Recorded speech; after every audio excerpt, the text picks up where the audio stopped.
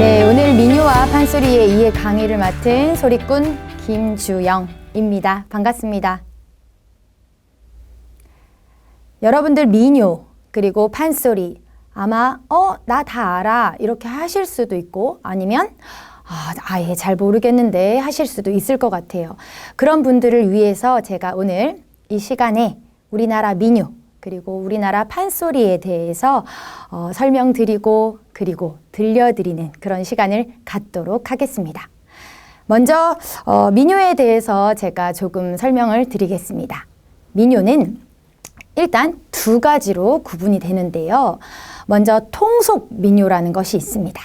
통속 민요는 민요의 그 음악적인 짜임새가 굉장히 잘 되어 있고 구성이 아주 잘 되어 있는 것을 말합니다.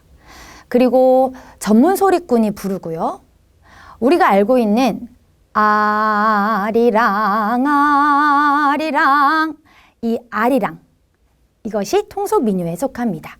그리고 밀양아리랑, 도라지 타령, 농부가, 육자배기, 수심가 등이 통속 민요에 속한다고 볼 수 있습니다. 그 다음에 토속 민요인데요. 토속 민요는 전문 소리 집단이 부르는 것은 아니지만 전국적으로 불려지는 그런 민요도 아니지만 지역적으로 국한되어 있는 그런 민요를 말합니다. 지역적으로 굉장히 유명한 노래들이 있는데요. 예를 들어 물고기 잡는 거를 많이 한다 그러면 어요가 발달해 있습니다. 예를 들어서 이 산청 쪽에 문익점 시베지가 있는데요. 문익점 시베지에서는 그 시절에 목화를 심고 그리고 그거를 빼서 그리고 이제 배를 짜는 그런 소리들이 유명했습니다. 그런 것을 바로 토속 민요라고 합니다. 그래서 이 토속 민요는 지역의 한정성을 좀 가지고요. 그리고 그 지역에서 전승되어져 내려오고 있습니다. 그리고 사설이나 가락들이 조금 소박하고 그리고 마을의 삶과 그 정서가 그 안에 아주 함축되어 있고요. 기능 및 그 다음에 내용에 따라 또 다시 우리가 분류를 할 수 있는데요. 토속 민요의 분류에 대해서 제가 설명을 해드리겠습니다. 토속 민요에 이제 여러 가지 분류가 있어요. 어떤 기능에 따른 분류인데요. 제가 앞서 말씀드렸듯이 예를 들어서 이 지역에 모내기를 많이 한다, 벼를 많이 심는다 이런 곳에서는 농요가 유명합니다. 그래서 그 농요에 보시면 모심기 소리, 그 다음에 논매기 소리가 있습니다. 그 다음에 어요라는 것이 있는데요. 뱃사람들이 이제 일을 하면서 불렀던 노래들을 말하는데 남해안 지역에 멸치가 많이 나요. 그래서 멸치 후리는 소리 이런 것들이 토속 민요에 속하고요. 그 다음에 기타 노동요, 제가 앞서 말했던 물레소리, 배틀소리. 그 다음에 지금 현재는 잘 볼 수는 없는데요. 예전에 우리나라의 장례 문화에서 보시면 발인소리, 운상소리라는 것이 의식요, 토속민요에 속합니다. 그리고 부녀요, 여자들이 일을 하면서 불렀던 시집살이 노래 이런 것들이 토속민요에 속합니다. 이렇게 해서 민요는 일단 두 가지로 분류할 수가 있습니다. 통속민요, 토속민요. 자, 그 다음에 지역별로 또 우리가 민요를 나눌 수가 있어요. 이건 아마 여러분들이 좀 더 그거 들어봤어 라고 하는 내용들입니다. 자, 먼저 경기 민요. 아마 다들 들어보셨을 것 같은데요. 서울 경기 지역의 민요를 우리는 경기 민요라고 합니다. 솔라 도레미의 오음 음계를 이용해서 이 음계를 우리는 창부 타령조 또는 경토리 라고 부릅니다. 경기 민요가 창부 타령 스타일로 다들 부르는구나 이렇게 해서 경토리라고 부릅니다. 그리고 타령장단, 새마치장단, 국거리장단을 많이 쓰고요. 이 지역의 대표적인 민요는 아리랑, 노랫가락, 창부 타령, 닐리리아, 경복궁 타령 등이 있습니다. 아마 우리가 여기 여러 가지 민요 중에 제일 우리가 잘 알고 있는 민요는 아마 아리랑일 것 같은데요. 제가 짧게 아리랑을 들려드리도록 하겠습니다. 아리랑 아리랑 아라리요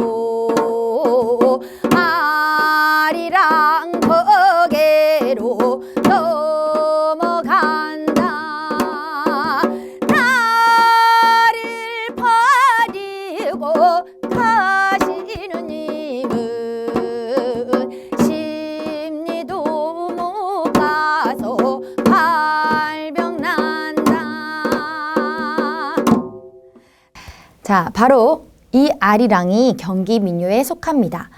경기 민요는 느낌이 밝고 경쾌하다고 볼 수 있는데요. 그 이유가 아까 솔라 도레미 오음 음계를 썼다고 했잖아요. 그래서 마지막 음정들이 끝나는 종지음이 솔이나 미로 끝나기 때문에 장조의 느낌이 난다고 할 수 있습니다. 그래서 경기 민요는 밝고 경쾌한 느낌이 납니다. 자, 다음으로는요. 남도 민요가 있습니다. 이 남도 민요는 전라도 중심에 불려진 민요를 말하고요. 미라시, 이 삼음 중심으로 불려집니다.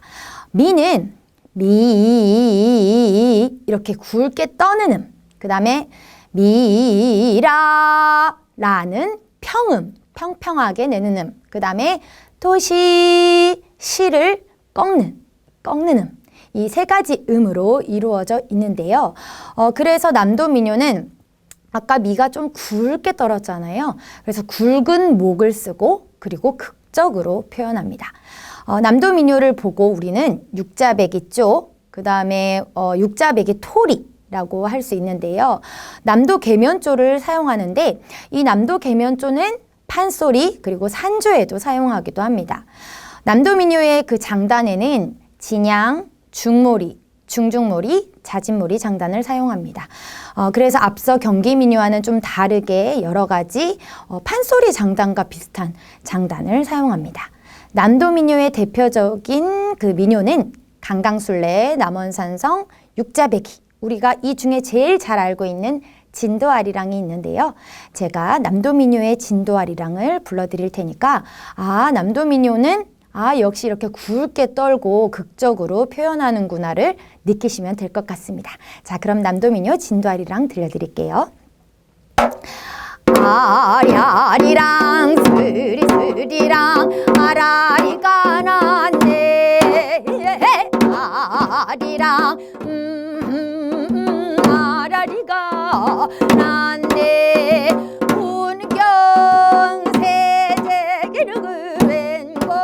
운경세제기르그웬고겐가 구야 구부구부가 눈물이로 오구나. 아리아리랑 스리스리랑 아라리가 났네. 아리랑 아라리가 났네. 자, 남도민요의 진도아리랑이었습니다. 자, 다음은 동부민요인데요. 동부민요, 한 지역의 민요가 아닌가? 자, 제가 설명을 해드릴게요. 동부민요는 함경도, 강원도, 경상도 이 태백산맥 지역에 되어 있는 그 세 개 도를 엮어서 이 지역의 민요를 동부민요라고 합니다. 동부민요의 특징은 미, 솔, 라, 도레 이 오음 음계를 사용하는데요. 그 중에 미 또는 라로 종지합니다. 동부민요는 매나리조, 매나리 톨이라고 하는데요. 이 매나리라는 뜻이라고 해야 될까요? 매나리는 모 심을 때 불렀던 강원도 민요입니다. 대표적인 민요요. 그래서 동부민요는 매나리스럽구나 이렇게 해서 매나리조, 매나리톨이라고 부릅니다. 강원도랑 함경도는 조금 탄식하고 그 다음에 좀 슬픈 애원조의 노래가 많고요. 경상도는 좀 꿋꿋하고 씩씩한 민요가 많습니다. 함경도 지역의 신고산 타령, 강원도의 정선아리랑, 경상도의 밀양아리랑, 캐지나 칭칭난의 옹해야 이렇게 있는데요. 아마 신고산 타령, 정선아리랑, 밀양아리랑 이 중에 제일 우리가 잘 알고 있는 민요는 아마 밀양아리랑일 것 같습니다. 그래서 제가 동부민요의 대표적인 민요로 밀양아리랑을 들려드리겠습니다. 날 접어서 날 접어서 날 접어서 동지섰달 엎은 듯이 날 접어서 아리아리랑 스리스리랑 아라리가 났네. 아리랑 그게를 날 넘겨주소. 자, 말 그대로 경상도 민요는 씩씩하고 꿋꿋한 것 같아요. 그쵸? 자, 그 다음에 서도 민요입니다. 서도 민요는 북한 지역의 민요를 말하는데요. 사실 현재 북한 지역에서는 이 서도 민요가 불려지지는 않고 있습니다. 6.25 전쟁 당시에 많은 인구가 유입되면서 그때 당시 많은 예술가들이 또 남한으로 내려오기도 했는데요. 평안도, 황해도 지역에 계셨던 많은 예술인들이 남한으로 내려오셔가지고 우리나라에 전파하는 민요라고 볼 수 있습니다. 그래서 이 서도 민요는 평안도, 황해도 지역의 민요를 뜻합니다. 그리고 레미솔라도 오음 음계를 사용하고요. 그리고 이 중에는 레, 라, 도를 주로 사용합니다. 서도 민요의 대표적인 민요는 수심가인데요. 그래서 서도 민요는 모든 민요가 수심가스럽구나 해서 수심가조, 수심가토리라고도 부릅니다. 그리고 서도 민요는 기악 반주를 하지 않고요. 그리고 콧소리를 많이 사용해요. 그래서 콧소리가 많이 나니까 비음을 많이 사용하겠죠. 그래서 아까 그 남도 민요에서는 이렇게 굵게 떨었다면 서도 민요에서는 이렇게 콧소리를 내면서 잘게 떠는 요성이 또 특징이기도 합니다. 서도 민요에는 대표적인 민요는 수심가, 그리고 몽금포 타령이 있는데요. 제가 이 서도 민요 중에 몽금포 타령을 들려드릴 테니까 들어보시고 비음이 많이 나오는구나, 요성이 많이 나오는구나 이렇게 느끼시면 될 것 같습니다. 장산곳 마루에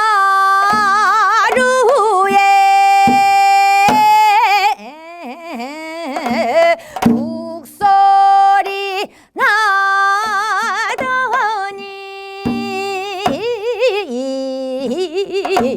금일도상봉에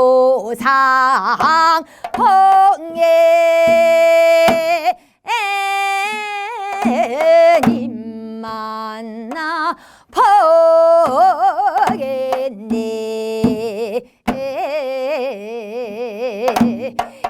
에헤이요 에헤이요 에헤야 님 만나 보겠네.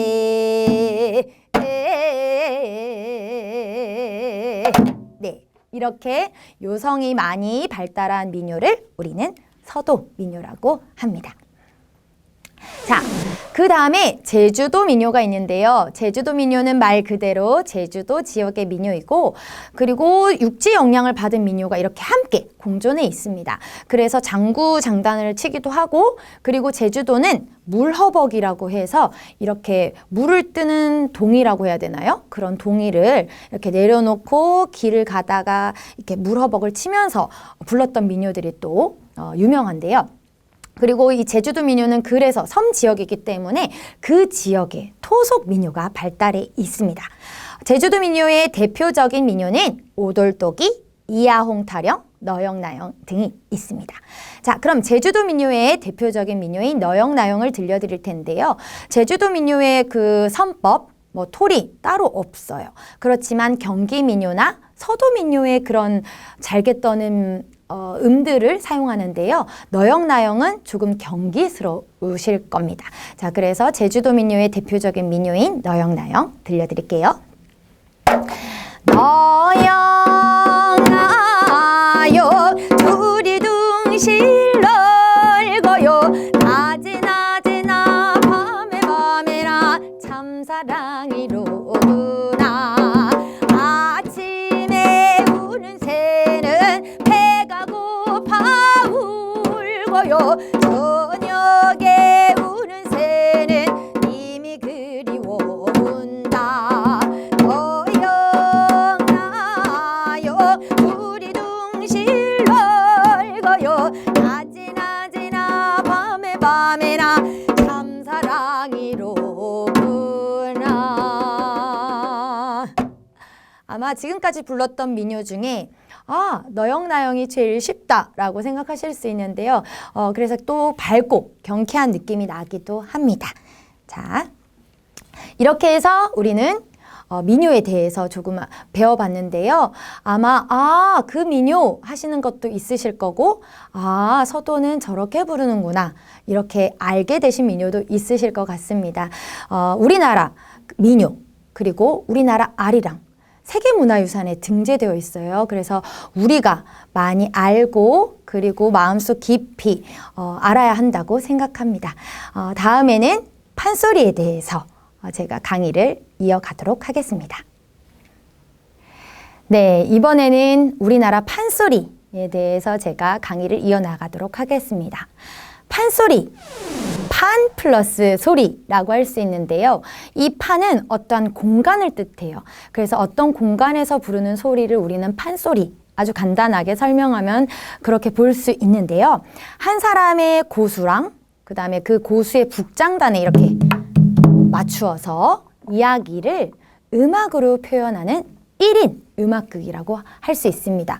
그래서 혼자 여러 가지 역할을 하고요. 그리고 춘향가 같은 경우에는 처음부터 끝까지 부르면 8시간 정도 하거든요. 그래서 그 8시간 동안 춘향이도 되었다가 월매도 되었다가 이도령, 변사또 모든 그 역할을 다 해내는 그런 아주 어렵고도 대단한 예술의 형태라고 할 수 있는데요. 그래서 이 판소리가 2003년에 세계문화유산에 등재되었습니다. 그리고 사실은 그 전에 1964년도에 판소리는 중요무형문화재로 지정되었습니다. 그래서 그 문화재로 지정되면서 사실은 그 전에 불렀던 판소리에 비해서 즉흥성은 떨어지지만 우리의 문화를 그대로 이어나가는 데는 아주 큰 역할을 하고 있다고 볼 수 있습니다. 판소리를 행할 때는요, 제일 중요한 거는 소리겠지요.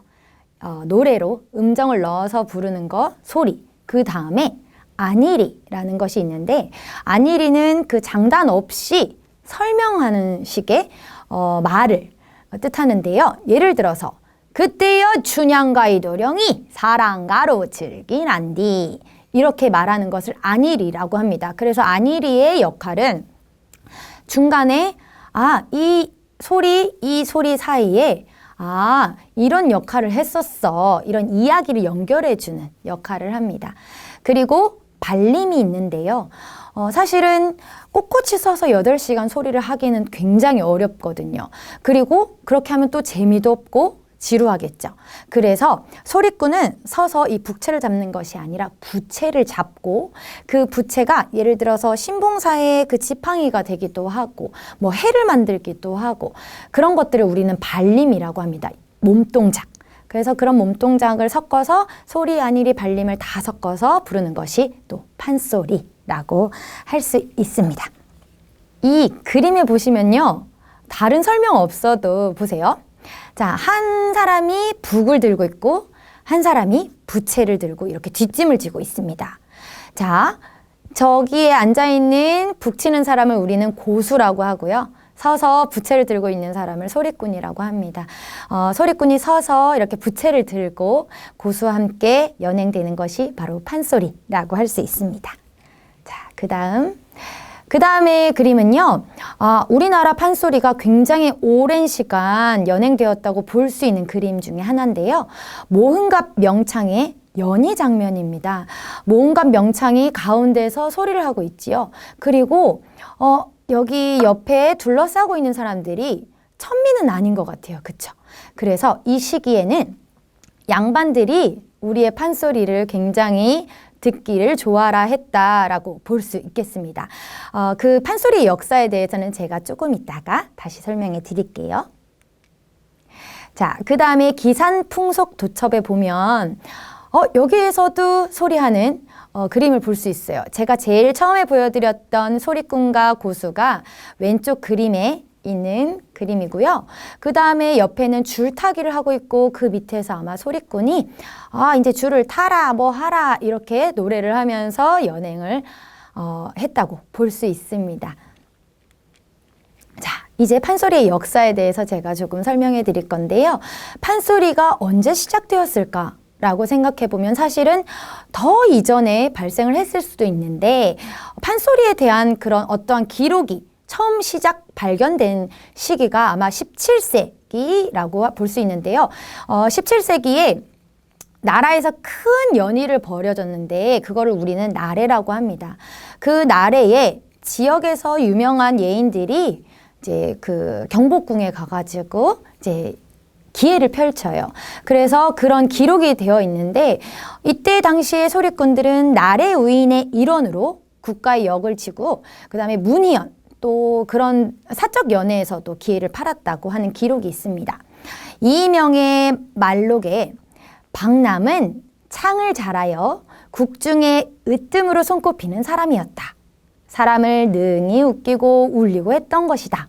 이런 기록을 보면 아, 박남이라는 소리꾼이 있었다 라고 볼 수 있겠죠.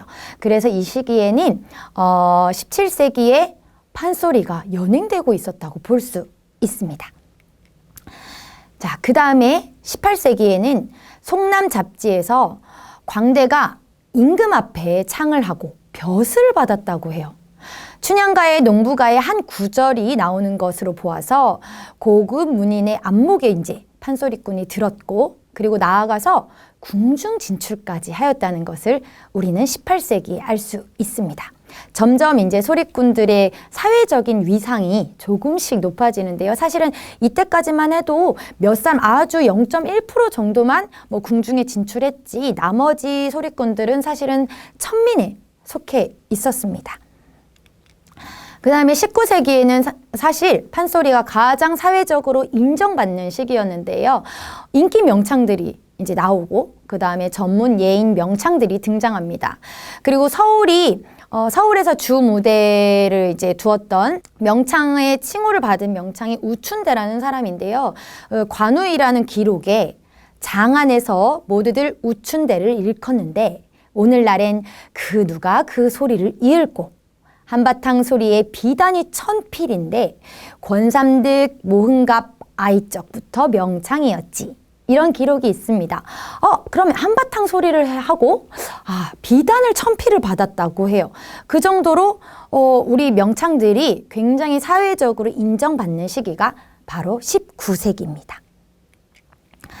자, 20세기에는 무대가 생겨나기 시작해요. 사실은 판소리라고 하면 판 플러스 소리라고 했었잖아요. 그냥 아무런 공간에서 부르는 소리를 말했는데 이때 당시에는 무대가 있었어요.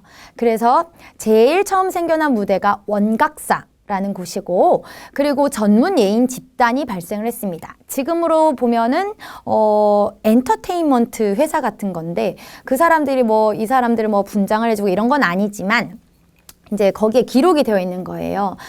김주영 명창, 이화중선 명창이 있고, 그래서 조선성악연구회나 협률사에 다 이제 등록이 되어 있는 거예요. 그래서 지금으로 보면 종로, 그리고 서울의 무교동 쪽에 굉장히 이제 활성화되어 있었고, 그리고 그때 당시에 명창들이 가마를 타고 굉장히 바빴다고 해요. 무교동에서 공연을 하고, 그 다음에 종로 가서 공연을 하고, 이런 것들이 다 신문에 기록되어 있다고 해요. 그래서 그 정도로 20세기에는 소리꾼들이 굉장히 유명한 연예인이라고 볼 수 있습니다. 그래서 이때 당시에 너무 인기가 많다 보니까 이 사람들의 노래를 이제 기록할 작업이 필요하겠죠. 그래서 음반 작업이 이제 되었는데 그 음반 작업은 우리나라에서 한 것은 아니고요. 우리나라의 가장 유명한 명창들이 일본에 넘어가가지고 음반 작업을 했습니다. 그래서 이때 당시에 임방울의 쑥대머리 음반이 굉장히 불티나게 팔렸다고 해요. 사실은 임방울의 쑥대머리는 지금도 판소리에 대해서 아무것도 모르는 사람들도 쑥대머리 그 노래 이렇게 할 정도로 지금까지도 이제 유명한 거 보면은 이때 당시에는 얼마나 유명하셨을까라고 이제 조금 짐작해 볼 수 있는데요. 20세기에는 근대적인 그 흥행제도 하에 전문적인 예술인 겸 대중 인기 연예인의 지위를 이제 우리 소리꾼들이 확보하기 시작합니다. 자, 판소리 역사에 대해서 지금 제가 이제 신문을 하나 캡처해 왔는데요. 중고제 이동백 명창의 춘향가 완창 그 소식을 신문에서 아주 크게 이제 알리는 거죠. 그래서 그 정도로 이제 사람들이 궁금해하니까 당연히 신문에서 이렇게 막 했었겠죠. 그래서 이거 외에도 우리나라 명창들에 대해서 이 시대에는 신문 보도, 라디오, 음반 이런 것들이 굉장히 활성화되었다고 합니다. 판소리의 이제 유파에 대해서 제가 좀 설명해 드릴 건데요. 판소리의 유파. 아까 민요의 그 분류 같은 거를 제가 했었는데 판소리도 종류가 있습니다. 판소리가 하나인 것 같지만 이 사람이 부르는 게 다르고 저 사람이 부르는 게 달라요. 그 이유는 유파가 있기 때문입니다. 그 유파별로 지금까지 이제 전승이 되고 있는데요. 첫 번째로 동편제가 있습니다. 동편제는 웅장하고 호탕한 우조의 식임새를 많이 썼습니다. 이 동편제가 이제 활성화되었던 지역이 구례, 남원, 순창, 곡성, 고창 등지에서 아주 성행한 판소리라고 할 수 있습니다. 그리고 명창, 가왕, 송응록이 발전시켰고요. 그리고 마지막에는 국창, 송만갑이 완성하였습니다. 그래서 지금 현재도 구례에 가면요. 국창, 송만갑 선생님을 기리고 그리고 그 선생님의 이름을 따서 이제 여러 소리꾼들을 이제 아주 잘하는 소리꾼들을 뽑는 대회를 열기도 합니다. 그 동편제는요. 맨 처음 발성초, 맨 처음 내는 그 음절이 진중하고 그 다음에 아주 큰 소리를 내는 통성, 그 다음에 소리 끝을 짧게 착 끊는 그런 대마디, 대장단이 특징인데요. 예를 들어서 흥보가의 가난 타령을 우리가 동편제로 부르게 되면 이런 식으로 부르겠죠.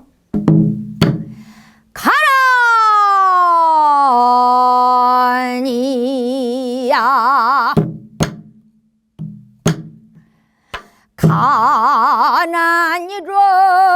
가난이로구나 이렇게 끝을 쫙 끊는 게 동편제의 특징입니다.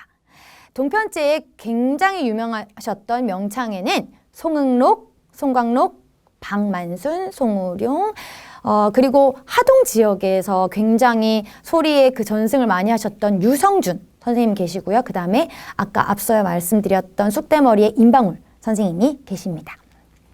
자, 그 다음에는 서편제인데요. 서편제는 전라도 서쪽 지역에서 전승되어지는 소리라고 할 수 있는데요. 광주, 보성, 나주 등지에서 성행한 판소리입니다.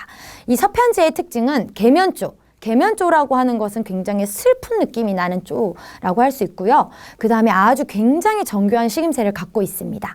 그리고 아까 동편제와는 조금 달리 조금 가벼운 발성을 쓰고 구절의 끄듬을 아까 동편제는 확 이렇게 끊었는데 서편제는 좀 끄듬을 길게 빼는 게 특징이기도 합니다. 그럼 예를 들어 가난 타령을 서편제로 부르면 이렇게 부르겠죠. 가난이야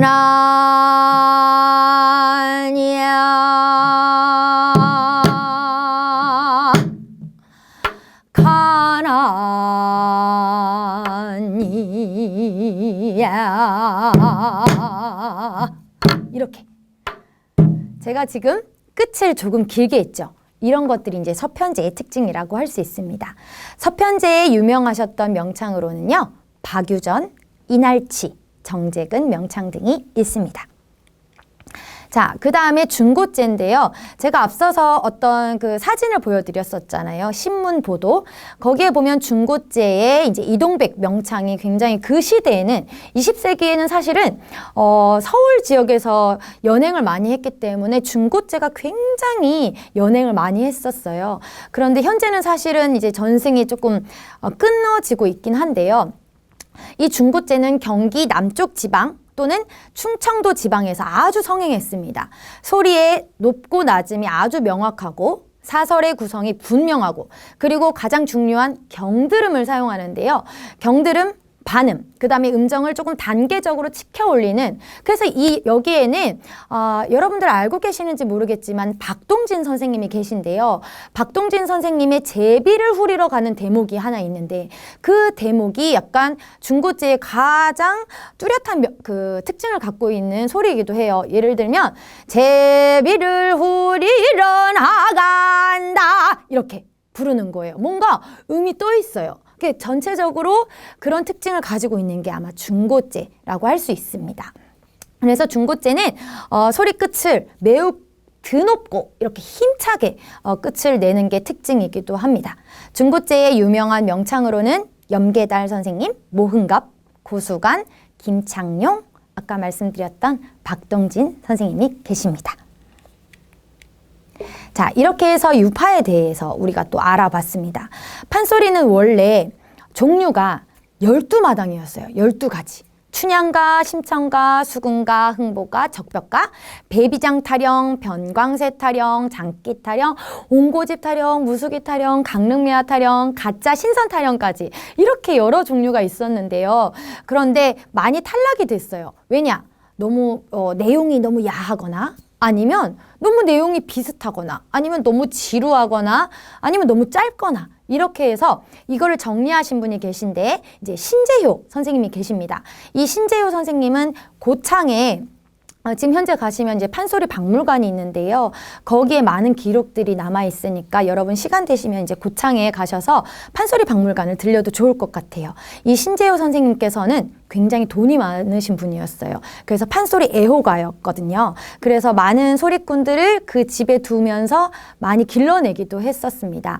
그리고 이제 관심이 많다 보니까 와, 이 12마당 너무 긴데 이거 별로지 않아? 이렇게 하면서 이제 정리를 하신 거예요. 그래서 6마당으로 이제 정리를 하셨는데 그 6마당으로 정리한 것이 춘향가, 심청가, 수궁가, 흥보가, 적벽가, 변광세 타령까지 이렇게 정리를 했었습니다.